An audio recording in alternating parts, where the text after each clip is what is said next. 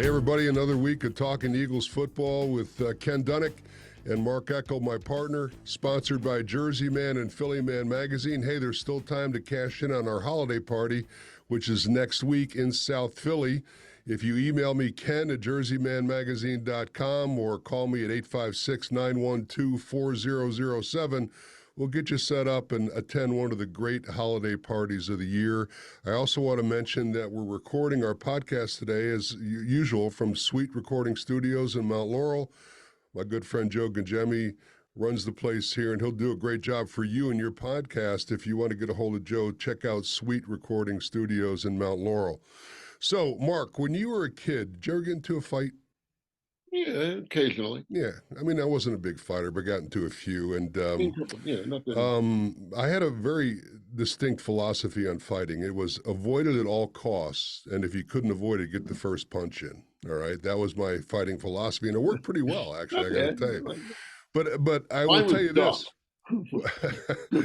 That's not a bad strategy either. But I will tell you this: when you're in a fight, there's a lot of jockeying and talking and everything, but all of a sudden you get punched in the mouth and the shit gets real. All of a sudden, and that's what I felt with the Eagles. They've been getting by, and God bless them. They were 10-1 going into last week, and they won a bunch of games.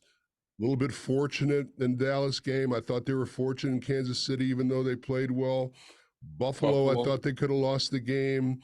Last week, you had a motivated San Francisco team who was loaded on both sides of the ball, and they just came in and had their way with the Eagles. So let's talk about the Eagles' performance and how you think they're going to respond to it on a big game, because we're going to talk mostly about the Dallas game this week.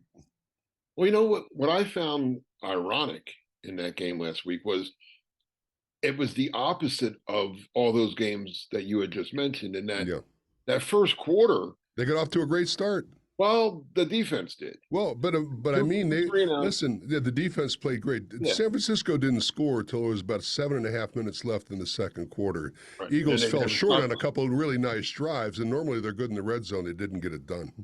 But I said I was watching it with a friend, and it was dominant. The Eagles had 100 and something yards. Niners were minus, right? But it was only 6-0, right? And I said to him, just as I had said the prior weeks when they were losing to Buffalo and Kansas City, but I kept saying they're letting them. The Eagles are hanging around. Mm-hmm. All they need is a big play from A.J. Brown, a big play from Devontae Smith, and they're back in it. Well, I said the same thing this time when it was 6-0. They were completely dominating. Yeah. I said, all it's going to take is a big play from Deebo Samuel or a big play from Christian McCaffrey, and all of a sudden it's going to be 7-6. It's not, 6-0 was an old friend of mine told me once when I first started covering football, first quarter field goals get you beat.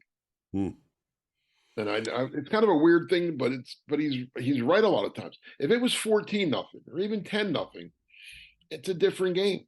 It's only 6-0, and the Niners, I'm sure, are telling themselves the same thing I was telling my friend. Hey, listen, we've done nothing right, and we're only down one score.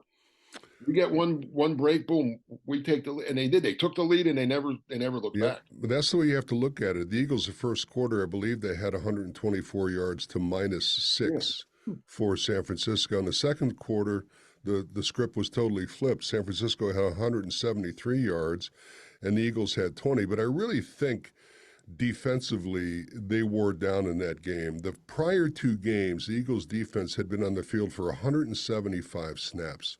And they're light at defensive line, and a lot of those defensive linemen like Carter and Davis and Fletcher Cox were playing a lot of minutes. And I really do think they just got worn down a bit. They started out so great, but give credit to San Francisco. That team has so many weapons. When you look at Purdy, who I think is a very solid quarterback, Christian McCaffrey, Deebo Samuel, Ayuk, Kittle, they've got weapons everywhere you turn, and that's a really hard team to throttle. No, they are. They're Purdy was the key. Because you knew those other guys. You knew Kittle's one of the best tight ends in football. You knew McCaffrey, when he's healthy, and he's been healthy this year, is one of the best, if not the best, running back in football. Samuel's I don't know what he is, but he's great. I mean, I don't know if you want to call him receiver or back, whatever. He's a gadget, but he's a great player. I loved him when he was at University of South Carolina. He's a Swiss Army knife, is what he is. Right? Exactly. He's Yeah, the kind of guy you love to have. And then Ayuk's a good wide receiver, he So is. you're right. But you didn't know if Purdy was a fluke from last year. I mean, he was teams put all this money and energy and into scouting and the draft, and they get this guy with the last pick. This is the same team that traded a bunch of picks to move up and get Trey Lance, who can't third string in Dallas now, and then they get Purdy with the last pick, right? So it makes you wonder sometimes. Well, you know why, and the metrics of the draft, and there's so much money at stake. Is these GMs are afraid to make a mistake.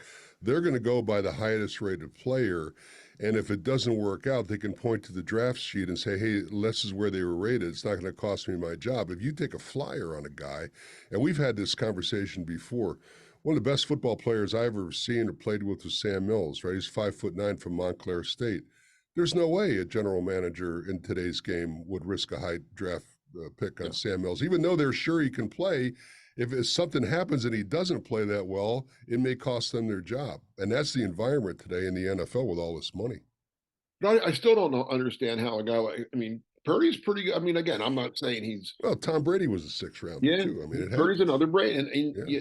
yet it doesn't. It usually doesn't happen. It happens once in a generation. I guess Brady's generation is gone now, so Purdy is the new low draft. Now, again, he does have a lot of talent around him. There's no doubt about it, but he's got to get the ball to him, and he does a nice. He doesn't make mistakes, and he does a pretty nice job. So that team's going to be hard to beat. Yeah, also a guy I played with, Chuck Fusina, who obviously I'm fond of because of my Stars experience with him. I think he's got the highest rated winning percentage of any quarterback that ever played in college and pro football. And he was drafted in the fifth or sixth round because they said his arm was too weak. But the guy had all the characteristics of a great leader. He didn't have a Jeff George arm, but Jeff George couldn't play quarterback. Chuck Fusina was a great quarterback, and he didn't have a Jeff George arm. So there's a lot of components that go into quarterbacking. I will say this about this Eagles experience, and I get a kick. You and I mentioned last week about Twitter and people getting upset. The team is 10-1, and they're looking to fire the offensive coordinator and all this nonsense. Listen, it's only one game. You don't get too high or you don't get too low.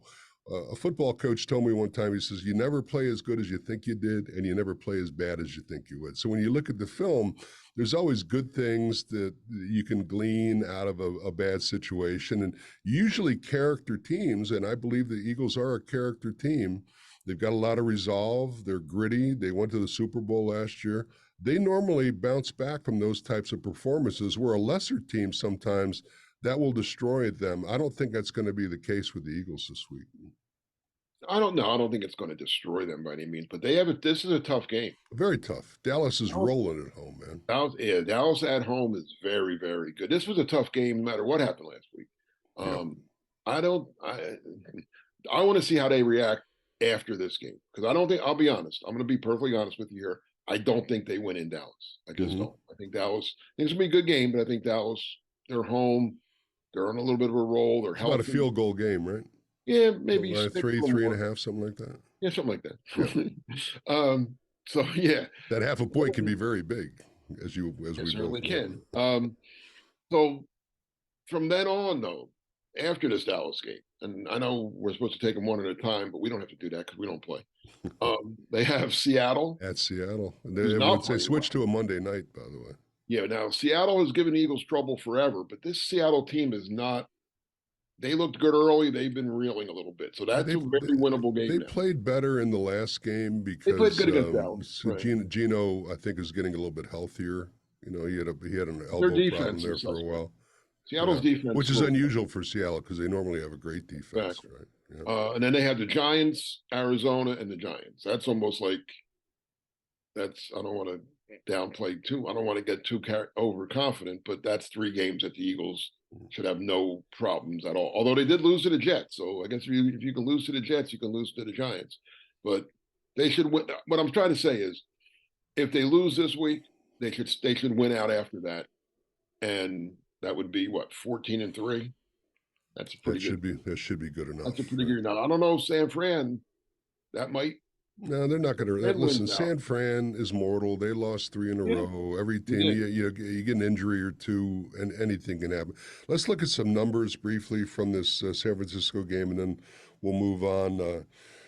Third down efficiency, Eagles were a paltry 8 for 15, 53%. They're normally pretty good on third down. It's not Red bad. zone only 2 for 4.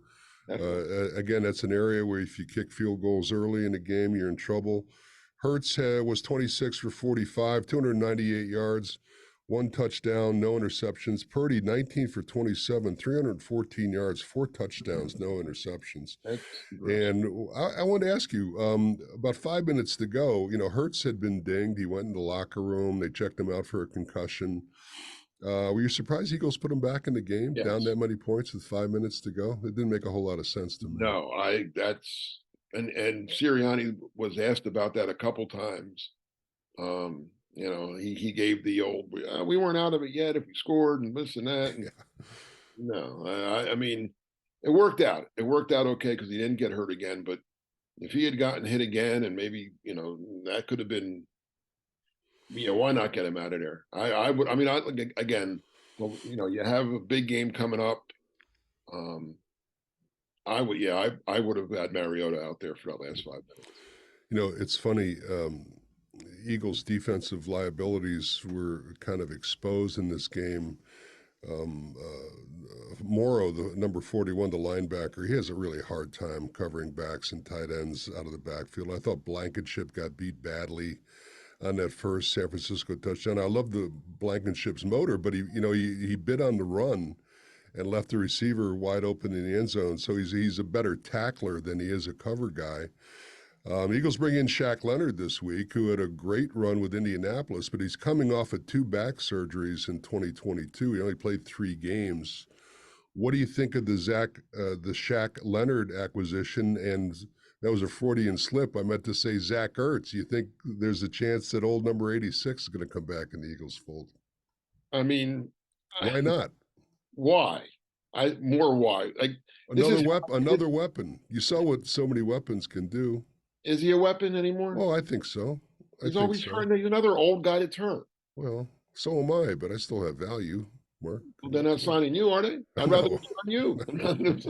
No, I mean, so would I. This is right. You could use another couple of checks. Right? Now this is Howie reverting back to old Howie, dream team Howie. He brings in a guy, the safety from Tennessee, Barrett, right? Who are they got him.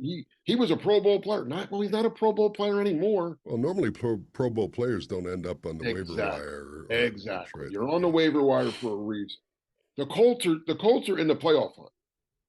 The Colts are not. Shane Steichen, the former Eagles coordinator, is doing an unbelievable. I didn't think that Colt team would win 3-4 games all year. I agree with you. I agree with you. They're playing great. They cut Leonard. I mean, if the Colts were 2 and whatever, I'd say, they're cutting him to save money. But don't you think Sirianni talks to Steichen and says, does this guy have anything left? I mean, I would assume they communicated about the player. If he had anything left, why'd the Colts get rid of him? Well, it could be a series of issues. It could be attitude. It could be locker room. It could be playing time. There's a lot of stuff that doesn't mean that the guy's necessarily totally washed up. We'll see. Another thing, don't you have any sentimental value for Zach Ertz? He's 11 catches away from being the all-time Eagles receiver leader. Don't you want to see him break the record? Listen, one of my favorite players. And he had my number 86. So you got to be. They should have. That's what I hold against. Yeah. They should retire that. Yeah. But no, I love Zach. I do. Zach's one of my favorite players I ever covered. He really is great guy. Played with a lacerated kidney. He's a warrior. I understand all that. But what? Do they need him? They have Goddard's coming back now. Goddard is coming back, but how effective are you going to be after having surgery on a broken arm 3 weeks ago? I mean, come on. Zach's coming off. He's been out for the Cardinals. He missed 3 or 4. I think, to be honest, looking at this totally objective, the place for Zach to go is Baltimore. Well, they lost their all-pro. Well, San Francisco's looking at him too. But my point is, you've got Goddard, who I love. I mean, Goddard's a great weapon. But Goddard can get hurt. The tight ends are non-existent when Goddard's not in there. Stoll and Calcaterra's hurt, and I thought they would be a little better there, but you're right. They haven't done. yeah. So I mean, there's nothing wrong with having a Well, I mean, capable but look at the backup, guys. even though Ertz is not a great blocker, he's just a glorified receiver. I don't get a chance to say bad things about Howie too much anymore. I used to all the time. Yeah, But I'm me gonna, too. I miss it. but well, I don't because let's look at what he's done. No, I'm rooting for the guy. Just I used to like picking on him when he was Well, making me all too. those bad moves. But I mean, look at the additions this year. I mean, he brought the kid from Tennessee, not a kid, the guy from Tennessee, the safety. Yep. He's not making me think about Brian Dawkins when I watch No, no. him. How's Julio Jones look? Non-existent. Like an old man that can't play anymore. Yeah. Well, I see him on the sideline standing next to Sirianni all the time. I don't see him on the field that much. He's Quez Watkins came back. well, he's not an old guy. I'm talking about he's not. But I mean, old guys another weapon. Got some. They're playing Dream Team again. Howie's playing Dream Team again. He's bringing in guys that used to be good, hoping they're still. Well, football. Once you're done, you're done. You don't turn 36, and all of a sudden, you turn the clock back to when you were 31. That doesn't happen. Yeah. I think Shaq Leonard's another example of. We'll see. I hope maybe he goes out there and he drinks from the fountain of youth and listen, he had a back injury, right? Two back surgeries last Have year. you ever had back problems, Ken? I've had one bout of lower back pain, and it's some of the most debilitating pain you could ever have. Players didn't have a back injury. Once you have a back injury, you have a back injury. It doesn't go away. It's not like an ankle or an elbow or once your back's bad, you're kind of in trouble. So, listen, I think he's worth a shot if he's got anything left. They're light at the position. Nakobe Dean is out for the year. Witherspoon has a hamstring. By the way, the Eagles, in a corresponding roster move, cut Christian Ellis last week. He had 6 tackles and a tackle for a loss in that San Francisco game, which I thought was kind of interesting that the guy goes from starter and playing reasonably well to being out of work the next week. But that's the nature of pro football. I do want to recognize one of the great hustle plays that I've seen all year long, Devontae Smith. In the second quarter, I believe it was 3rd and 19, and he broke a couple tackles and got 21 yards for a first down. What did you think of the Big Dom incident on the sideline? What did you think? It was a pretty good trade, losing our security director. Yeah, right, for a linebacker. For one of the hardest hitting linebackers in football, right? If you can make that trade every week, that's pretty good. Yeah. But I think Dom, I unfortunately, and I've known Dom from when he got the job, when he took over for Butch. I think he's in a little bit of trouble. Yeah, he shouldn't be that close to the field. Exactly. I mean, he's not a coach. He's really there to protect Sirianni's backside in case some nut runs on the field. But or right, he's not. Somebody said, well, he was doing. I think Sirianni said, well, he was doing his job. No, that's not his job. His job is not to get. That's the referee's job, is to separate players. His job, like you said, is to watch out to make sure a fan doesn't throw something at Sirianni or a player, or walk him off the field and all that. Yeah, I hate to say, but I think Big Dom might be getting. Well, the NFL sent out a letter this week about non-coaches and non-uniform personnel being that close to the sideline. So, he's not going to. He will not. You'll never see him that close again. If you even see him on the field now, I'm hearing rumors they might put a thing out where he gets penalized, where he loses his sideline pass. You remember years and years and years ago, and I mentioned Butch, big Butch. Yeah, I remember Butch. He was the security guy, great guy. Yeah, he got a penalty one game. I don't remember that. I don't remember the exact game, but it was a kick return. The guy was bringing a kick back, and he was getting excited, and he's jumping, and he didn't realize that he kind of crossed onto the field and got in the referee's way. Like the refs running down this field as well, and they kind of do it. So he got a penalty, which Andy was not happy about that. I'm sure. Thank God the Eagles they scored anyway and won the game easily, and as Butch would say after, thank God that didn't cost us. He would have felt terrible about it. But yeah, he actually got so the Eagles have been known to have security guards get in a little trouble during games. One more nugget here before we move on to Dallas. Did you see the David Carr quote on ESPN this week when he said that he thought that Marcus Mariota should be the quarterback over Jalen Hurts because he can read defenses better? Now, to me, that's a classic example of a guy trying to make a name for himself. He wasn't a very good quarterback, by the way, but trying to make a name for himself by saying something outrageous in media to get attention. What are Yeah. your thoughts on that? I didn't see that part. I saw where he said he thought they should give Hurts a rest, that he doesn't think he's healthy right now. Maybe No, that no, I no. saw the second one, I No, guess. his quote was that he thought Marcus Mariota, excuse me, was a better option for this Eagles offense than Jalen Hurts. Well, that's crazy talk, Well, but that's crazy yeah, talk, and it's yeah, the talk is trying to get you attention to yeah. get a I podcast. saw what I guess they came back to him and he must have softened it or backtracked a No. little because the quote I saw him say was he thinks Hurts that they should sit Hurts and rest him for the playoffs, that he doesn't think he's 100%. Well, And he first of might be, all, that part he might be right about. I'm not sure if Hurts. Do you think Hurts is 100%? I mean, nobody's no, 100% right no, now. I don't think Hertz is playing as well as he did last year. As a matter of fact, there was one sequence where he had all day to throw, and he held the ball way too long. You got to get rid of the football. He had about 6 or 7 seconds to get rid of the ball, and he took a sack. And that's not a veteran move. That's a rookie move. You got to, even though he couldn't get out of the pocket, but you got to heave it down the field out of bounds in the direction of a receiver. So, and I don't think the offensive line is protecting him as well as they did last year. I think he's got great weapons. I think the receivers are playing good. Getting Goddard back obviously is going to help, but I don't think I think the leg, he's still dragging the leg a bit, and I don't think he's hitting on all cylinders. But for the little bit of time we have left remaining, well, let's talk about Dallas.